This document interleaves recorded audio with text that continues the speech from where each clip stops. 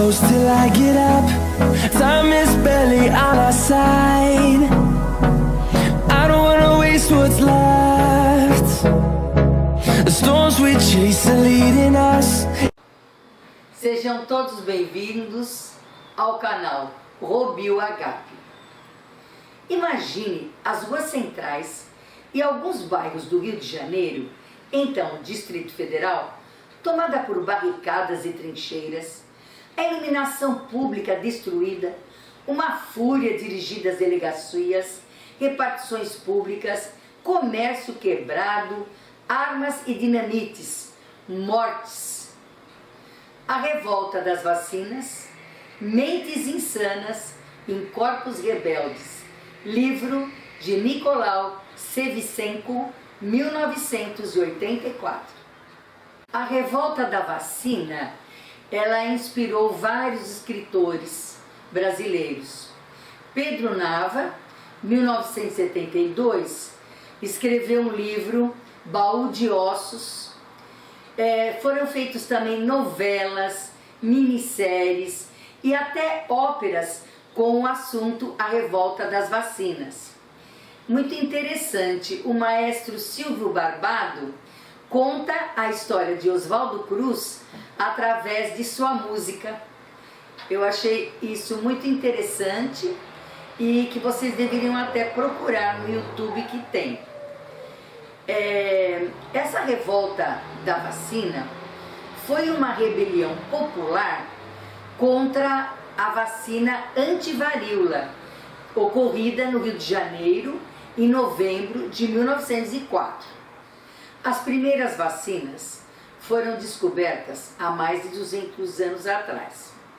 No ano de 1904, que estourou a revolta da vacina, era presidente do Brasil Rodrigues Alves, que junto ao grande cientista Oswaldo Cruz, diante de um surto violento de varíola que estava acontecendo, iniciou-se campanhas de saneamento e imunização na tentativa de acabar com a varíola no Rio de Janeiro e em outros lugares do Brasil.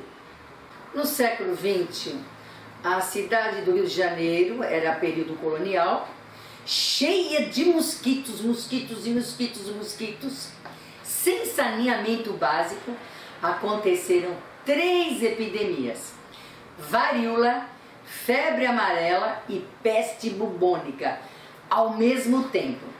Ainda bem, né, que hoje não acontece isso no Brasil, 3 epidemias. Aqui nós só temos dengue, zika, chikungunya, febre amarela, sarampo, tuberculose. Bom, vamos voltar. AIDS.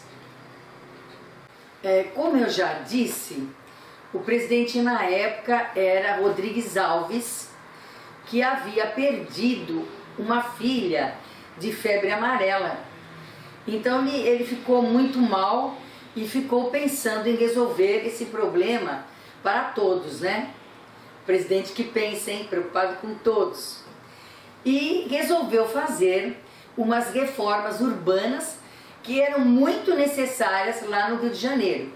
Porque o Rio de Janeiro naquela época era a capital do Brasil, né? Distrito Federal.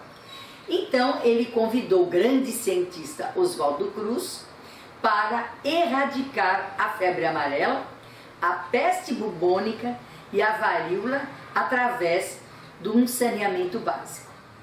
Vamos falar um pouquinho sobre o cientista Oswaldo Cruz.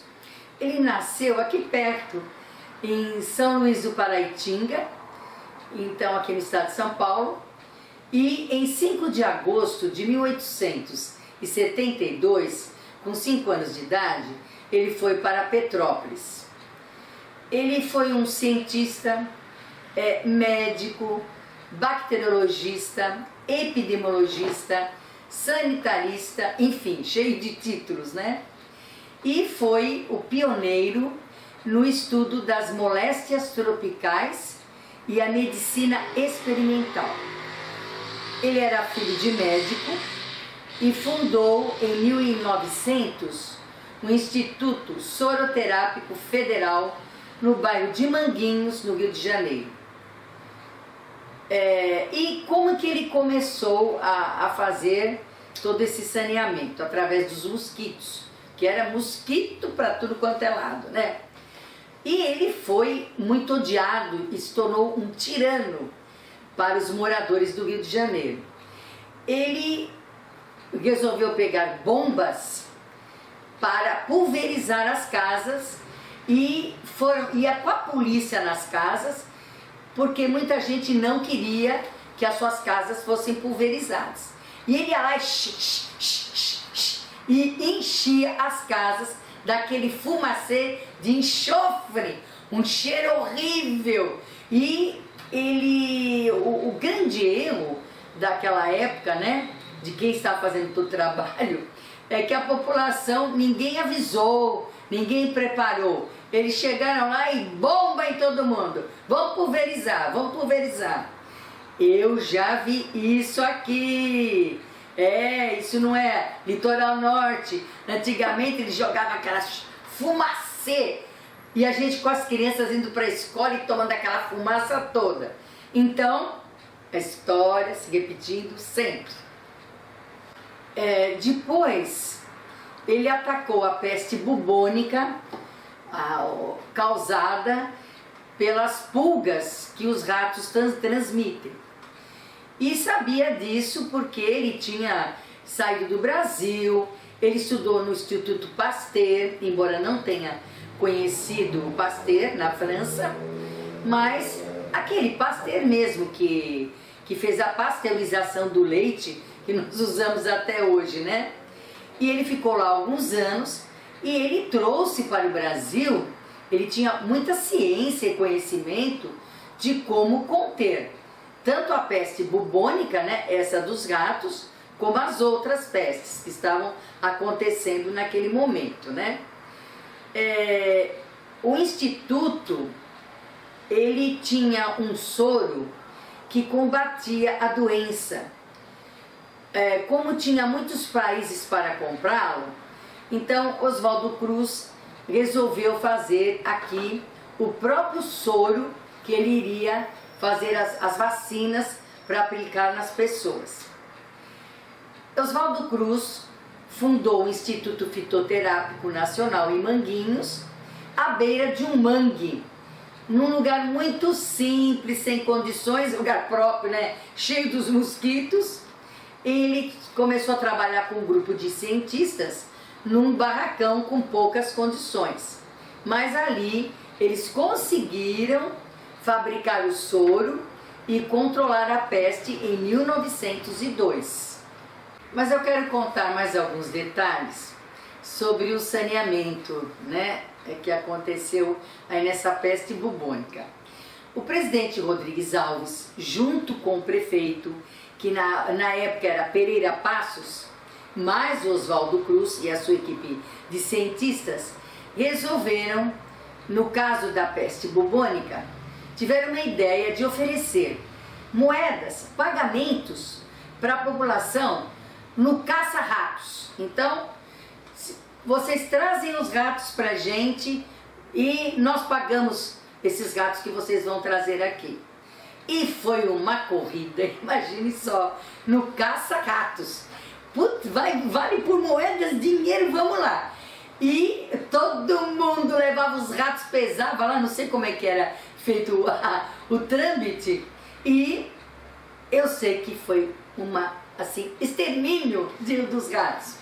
Mas o que acontece é que alguns, sabe aqueles espertos, começaram a fazer criação de gatos, gaiolas em gatos, tudo fazendo criação para poder ir lá e ganhar o dinheiro. Veja só, né, gente? Corrupção, corrupção sempre. Os espertos. Mas eles foram descobertos e depois presos, né? Isso hoje não acontece.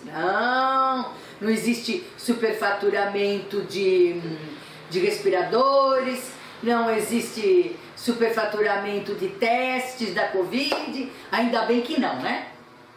No centro do Rio de Janeiro, as ruas eram muito estreitas e tinham aqueles casarões, muitos casarões que ninguém fazia mais nada e resolveram fazer cortiços.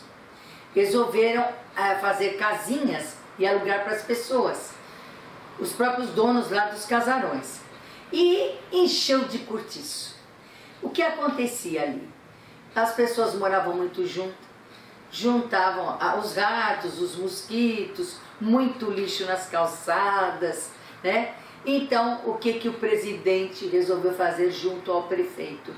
Vamos reformar essa avenida, vamos torná-la uma avenida larga. E eles derrubaram na época mais de 2.000 casarões. E toda essa população dos cortiços, o que aconteceu? Tiveram que ir para outro lugar.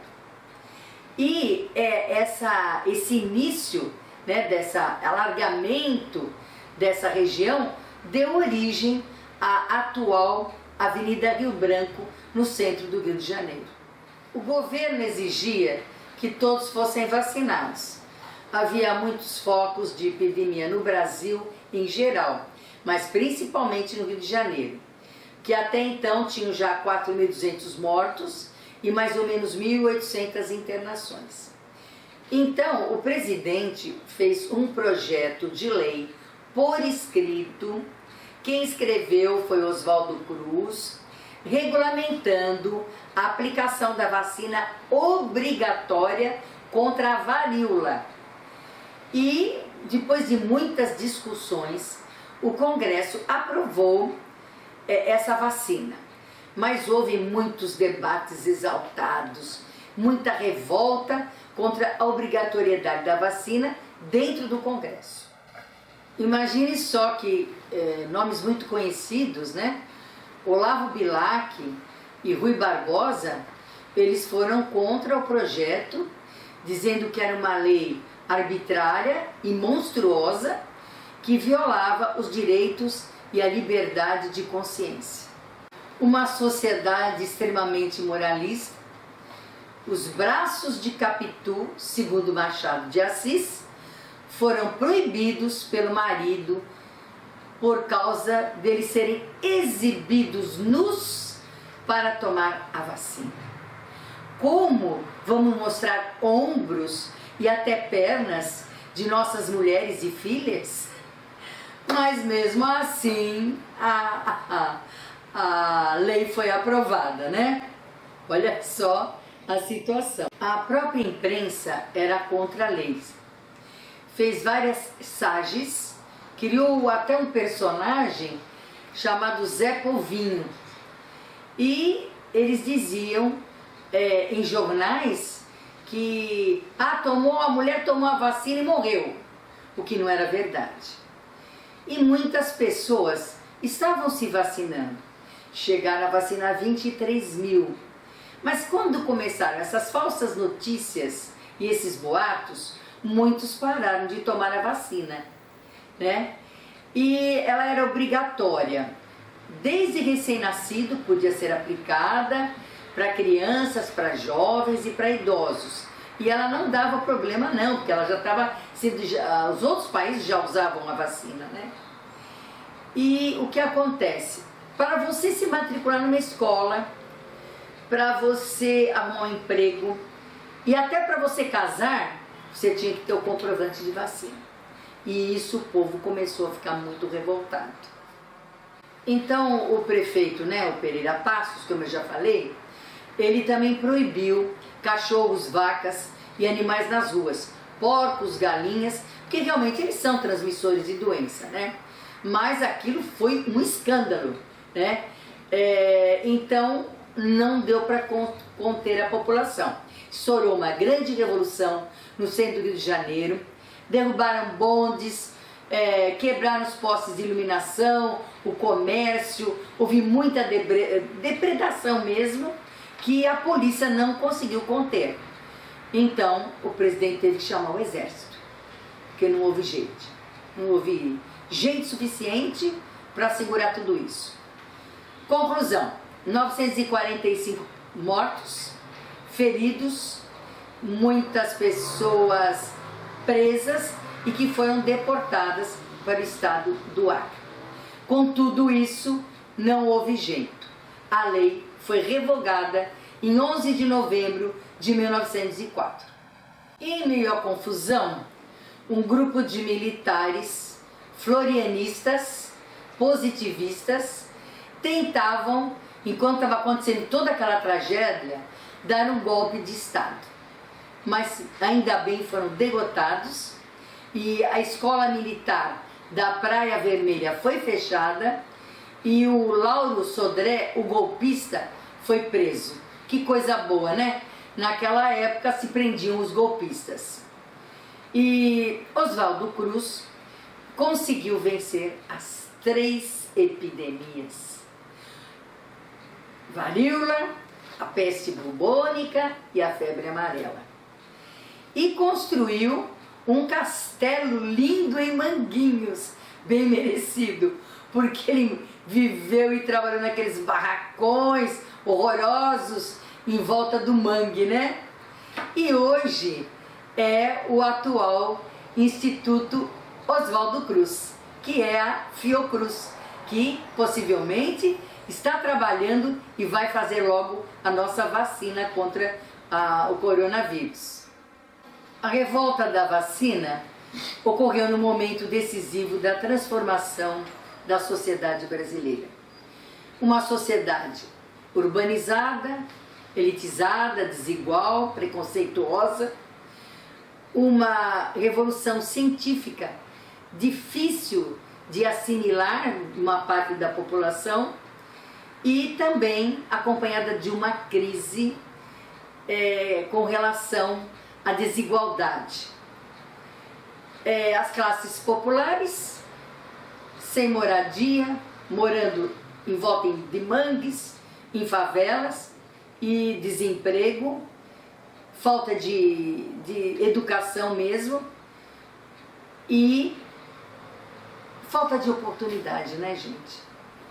E hoje essa história se repete e se repete.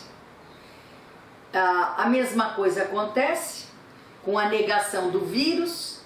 Muita gente não tem consciência que nós estamos vendo uma tragédia com um vírus altamente contagioso. A população não está colaborando, o governo também está sem Ministério da Saúde com metas e um grande número de mortes. Um alerta para vocês. Vocês possivelmente estão esperando a saída de uma vacina para a Covid-19.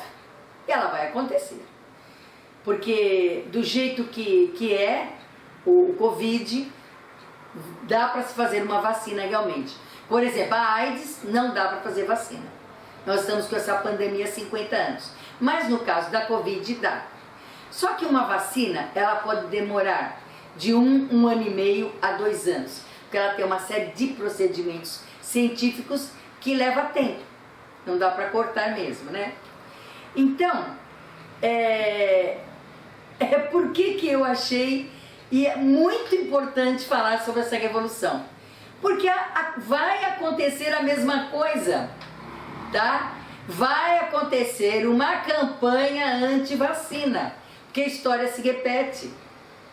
A vacina, possivelmente, vai ser feita na Fiocruz, lá em Manguinhos, que nós falamos, e no Instituto Butantan de São Paulo. E possivelmente eles vão mandar, né, o soro vindo da China. Então eu já estou vendo os preconceitos, né? Na China, vai vir da China, ai, vai ser contaminada, eu vou morrer. Ó, se você quiser, você não tome, tá? Porque a China está bem avançado e o que nós vamos receber, nós vamos fazer a vacina aqui, nós cientistas brasileiros. Ninguém vai morrer por causa disso, vai morrer por causa da corona, mas por causa da vacina não, né? Então, abaixe os preconceitos, por isso que eu estou passando esse texto para vocês todos, né? Então, gente, vamos livrar dessa pandemia, vamos agradecer com a chegada da vacina, ou de Oxford, dos Estados Unidos, ou se vier da Europa, e vamos ver e acreditar que, como no passado, essas pandemias acabaram e tudo se voltou ao normal, né? Vai acontecer a mesma coisa aqui. Só temos que ter paciência, né? Até a chegada de uma próxima, que é um assunto que eu vou falar com vocês, como impedir que novas pandemias cheguem. Gente, esse texto é grande. Eu agradeço a atenção de vocês todos e vão lá no meu canal, curtam, compartilhem. E veja bem, esse texto é importante para as pessoas que estão estudando enfermagem, saúde pública, os alunos que vão fazer o Enem. É um assunto que costuma cair nos vestibulares, então seria interessante vocês passarem para os seus filhos e todas as pessoas que estiverem estudando, tá?